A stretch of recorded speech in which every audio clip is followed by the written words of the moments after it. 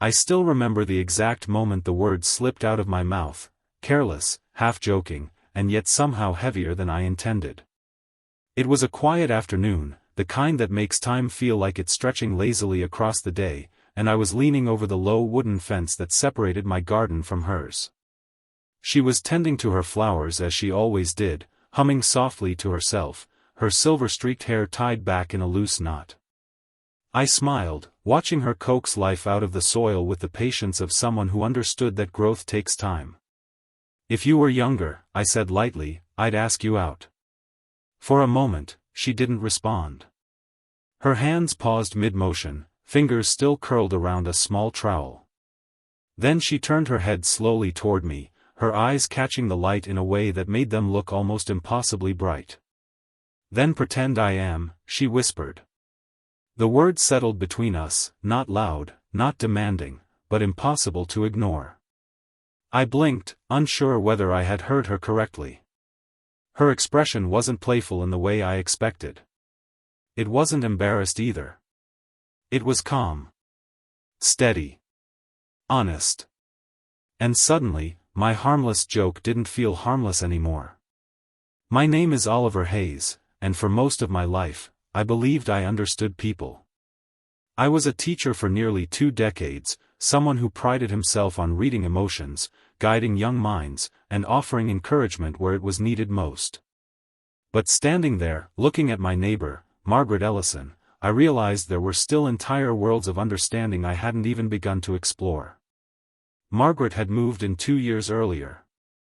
At the time, I barely noticed.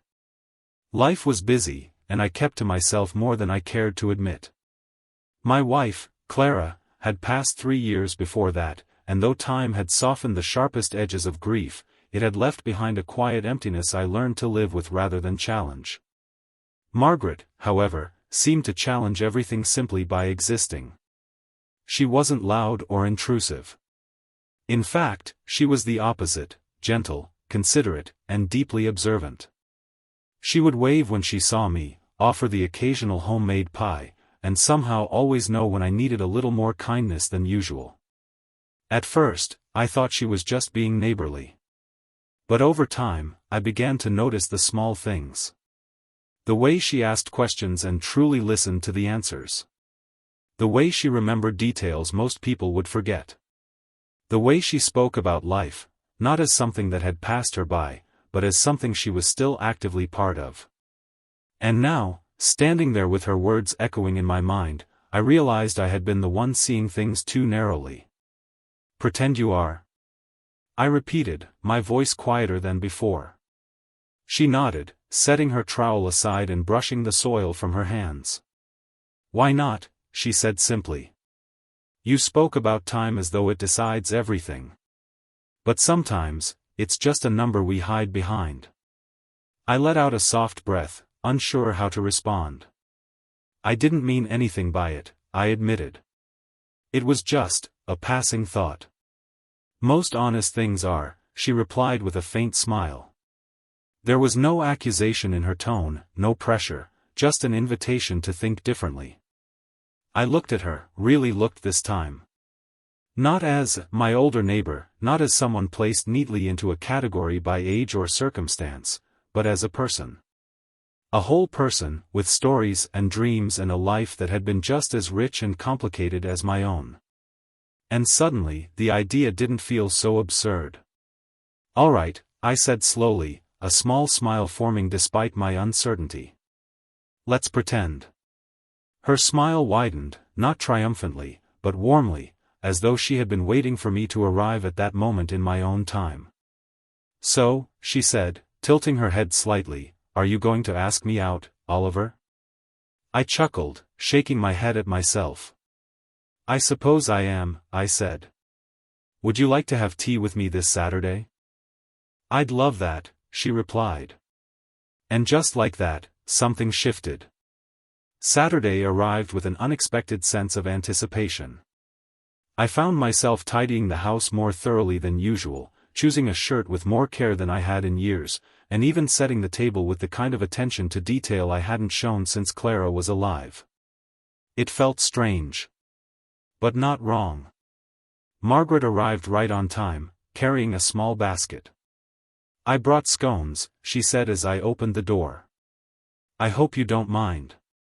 "Not at all," I replied, stepping aside to let her in. We sat together in the living room, sunlight filtering through the windows, and for a while, we talked about simple things: the weather, the neighborhood, the books we'd been reading. But gradually, the conversation deepened. She told me about her late husband, Thomas, who had been a carpenter with a love for building things that lasted. She spoke about the years they spent traveling, the challenges they faced, and the quiet strength they found in each other. I told her about Clara, about her laughter, her kindness, and the way she had a habit of turning ordinary days into something memorable. There were moments of silence, but they weren't uncomfortable. They felt like shared understanding. At one point, Margaret looked at me and said, "You still carry her with you, don't you?" I nodded. "I don't think that ever goes away." "It shouldn't," she said gently. "Love doesn't have an expiration date. It just changes form." Her words settled into me, filling a space I hadn't realized was still empty. As the weeks passed, our pretend arrangement became something more meaningful. We went for walks, shared meals, and spent hours talking about everything and nothing. There was no rush, no expectations, just a steady, growing connection built on mutual respect and understanding. And somewhere along the way, I stopped thinking of it as pretending. One evening, as we sat on the porch watching the sunset, I turned to her and said, "I don't think I'm pretending anymore." She smiled softly. "Neither am I." There was no grand declaration, no dramatic moment, just a quiet acknowledgement of something real. Margaret didn't replace Clara. She didn't try to. Instead, she helped me understand that my heart was capable of holding both memories and new beginnings. She taught me that connection isn't limited by time, and that kindness, true, genuine kindness, has a way of opening doors we didn't even know were closed. Months later, as I stood beside her in the garden where this all began, I thought back to that first moment. If you were younger. It seemed so small now. So limited. I reached for her hand, and she squeezed it gently. "You know," I said, "I'm glad you told me to pretend." She laughed softly. "Sometimes, pretending is just the first step towards seeing the truth." And she was right.